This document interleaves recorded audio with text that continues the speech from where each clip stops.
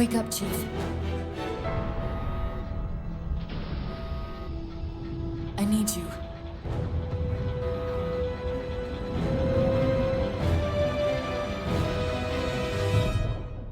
We just finished playing the Master Chief Collection as well as Halo 5 Guardians.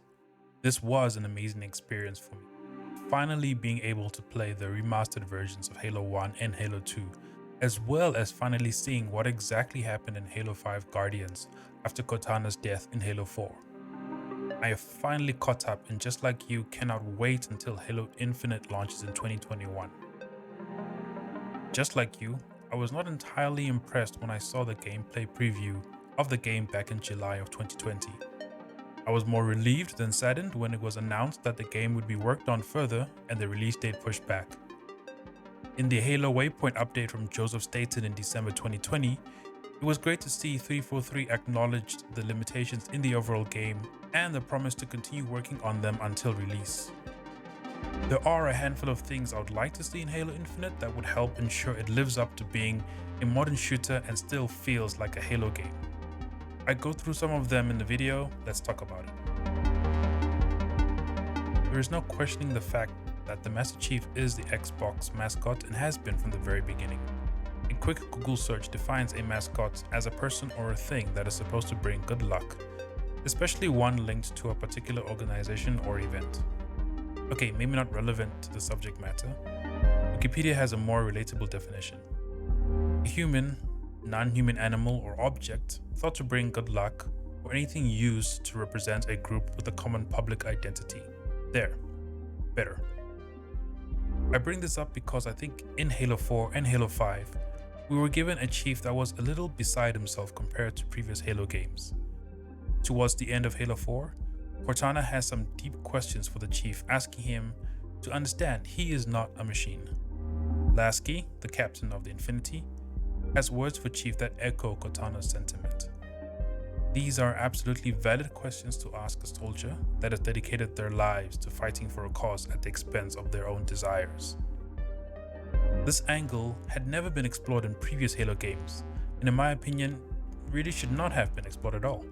In Halo 1 to Halo 3, the dude is a rock. Nothing phases him. He knows exactly who he is, what he is, and what he is meant to do, and he does it really well every single time. He kind of sounds like Mario, just with a different texture pack. Going back to a mascot, my understanding is that a mascot needs to be consistent through the generations, able to represent the platform for each and every new generation and appeal to the target audience. This requires a mascot to be fairly consistent in character, have little doubt about the motives behind their actions, and really maintain the exact same demeanor console generation in and console generation out. In the case of Sony, all the mascots except maybe Crash go against this. They all have pretty detailed story arcs and emotional highs and lows. Having a number of them in each generation I think is how Sony is able to give depth to these characters. I would not consider Kratos as a character in the PS4 game a reboot, but more a logical consequence of the life he lived in previous games. The Master Chief is, and for the foreseeable future will be, the mascot for the Xbox. So I hope they kind of realign him into the Chief of old in Halo Infinite. Next, let's talk about the overall design of the Master Chief. One of the first cutscenes in Halo 4 showed what the Spartan 2s looked like next to the Oni scientists. They were huge. The new redesign shaved off a lot of the Mjolnir armor, exposing a lot more of the undersuit. In Halo 1 to 3, over 90% of the Chief's body was covered in the Mjolnir armor. Personally, I do think the Halo 4 and Halo 5 armor was cool. Not better than the classic Chief, but I guess more different. I love what he looks like in the Halo Infinite previews we have seen. Not just the armor, but how a Spartan 2 looks relative to other characters in the game. It looks way more realistic and believable. In Halo 4 and Halo 5, the Spartans looked less like tall super soldiers and more like zoomed in characters. Between Halo 4 and Halo 5, you could argue that they took the gunplay in a direction that not everyone agreed with. There was a lot of movement, aim down sights were included in almost all weapons. There were ground slams and shoulder charges. It was a lot compared to vanilla Halo. I think the gameplay in Halo 5 was fun, but I kinda preferred the gameplay in Halo 4 better. Ground slams and shoulder charges are great, but it did not jive well for me. Halo 4 has a few modern features such as sprints, assassinations carried over from Reach, and abilities that you can pick up like dash and invisibility. It still played like a traditional Halo game and yet felt really modern. One of the standard abilities added to the Halo Infinite campaign was the grapple hook, which I have thoughts. The Master Chief is huge. It is hard to believe he can be as nimble as what we saw with the grapple hook. I do not agree with the physics there. Titanfall and Apex Legends, we see how epic a grapple hook is. I just don't know if it would work in a Halo game. I do understand that it helps in traversal, but I would have preferred boosters to solve for that. Personally, I really enjoyed the gunplay and abilities that came with Halo 4. I found it a great medium point between what the previous Halo games offered and Halo 5. The combat elements we got in Halo 4 felt more like a modern refinement of the Halo 1 to Halo 3 experience, and I hope they maintain that in Halo Infinite. The story in previous Halo games has centered around the conflicts between the Covenant Empire and the humans. I personally think the Halo universe is way bigger than this. To date, after a quick Google search, there are 30 novels out there in the wild. That is a lot by any measure. Each book expands the Halo universe way beyond what is in the campaigns. There are a ton of stories that have not fully been explored in the Halo games. To name a few, the history between the Forerunners and the Reclaimers, or even the Reclaimers and the Flood.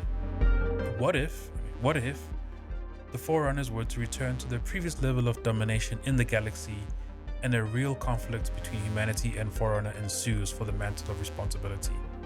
I would definitely play that game. From what we can tell, Halo Infinite will take place primarily on a Halo ring. Sure, fine, the game is called Halo. It will have the full gamut of enemies, including hunters and brutes, and will likely involve the Forerunners to a degree, given that Cortana is likely to return in some shape or form. All of this does sound like story elements we have seen before in a number of Halo games. Granted, we definitely have not seen everything when it comes to the story in this game, and 343 will surely have a few surprises in store for us. Halo 4 and Halo 5 storyline were definitely deviations from the standard Halo campaign we saw in Halos 1 to 3. This was compelling storytelling, but maybe compromised the Master Chief's character a little too much. And Rogue Katana, that did not do it for me. I really hope 343 expands the Halo verse just a little bit more, or at least explores stories we have really seen or read only in terminals or books beyond the game. Now, there was a lot of speculation about what exactly Halo Infinite would offer beyond the traditional campaign and multiplayer components. There was speculation around it becoming some sort of games as a service type game or having a battle royale mode. The latter seems to have been squashed entirely, while the former may still be on the table. Generally speaking, I personally find some enjoyment in games as a service, with an unreasonable amount of time spent between Destiny 2 and the Divisions 1 and 2 over the years. However, these games began as a games as a service and introduced story elements in that sandbox. Halo Infinite may be taking the reverse approach. I just hope they do not make the same mistake Crystal Dynamics made with Marvel's Avengers, and I hope they find a really happy medium between the main campaign, multiplayer components, and the games as a service element. Ubisoft games have given you this open world sandbox where you can do what you want when you want, but I would not regard that as a service game. Rockstar approached this by offering online variants of GTA and Red Dead, which do fall in that games as a service category. If Halo Infinite means to follow that approach, then it would be safe to say the core campaign will still retain the same qualities we saw in previous titles, except in an open world format.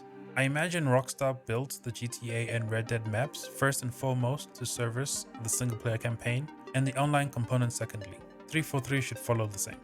The Halo 4 and really previous Halo campaigns definitely wanted to give you the impression that you are in an open world with wide sweeping arenas and really tight corridors. Moving to an open world format is a great idea. I have absolute faith the devs will pull it off. The online component is yet to be seen and I am eager to give it a shot. Just do not compromise the single player and also multiplayer components the series has generally excelled at. It absolutely sucks that Halo Infinite has been pushed to 2021. In that first reveal, you already got the sense that 343 were doing it. They were making a real Halo 3 sequel with the music and that cinematic feel. With the second reveal, the nostalgia brought me to my knees, and really that is a Halo game I want to play. If this delay means we get closer to that, then sure, I am willing to wait. However, I still believe there are a lot of cool things in Halo 4 that 343 can carry over to Halo Infinite to make the Halo experience overall that much better. Also, there are a lot of not so cool things that 343 should not carry over. We will have to wait and see how the game turns out, but so far what we can see is this. The changes we have seen so far are great. The devs recognize what the fans wanted. The delay is the devs recognizing the changes we would like to see.